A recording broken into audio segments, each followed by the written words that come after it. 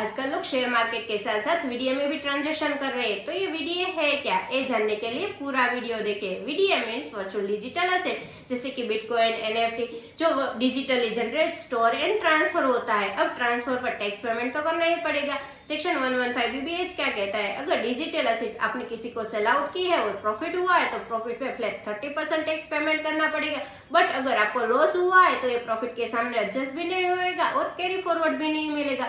अब दूसरी बात, वीडियो ट्रांसफर करने पर आपको 1% टीडीएस भी डिडक्ट करना पड़ेगा, बट उसकी भी ट्रांजेक्शन लिमिट है। इंडिविजुअल और एचयूएफ के लिए 50,000 पर ईयर और एनी अदर केसेस के लिए 10,000 पर ईयर। ये टीडीएस बायर डिडक्ट करता है और इनकम टैक्स में डिपॉजिट करता है। अगर आपको वीडीएस गिफ्ट में मिला है तो गिफ्ट का सेक्शन 56 सबसेक्शन 2 और क्लोज एक्स एप्लीकेबल हो जाएगा। एक क्लोज क्या कहता है, अगर वीडियो रिलेटिव से मिला है तो टोटली एग्जम्प्ट है, बट अगर नॉन रिलेटिव से मिला है तो वीडियो की मार्केट प्राइस पे आपको फ्लैट 30% टैक्स पेमेंट करना पड़ेगा।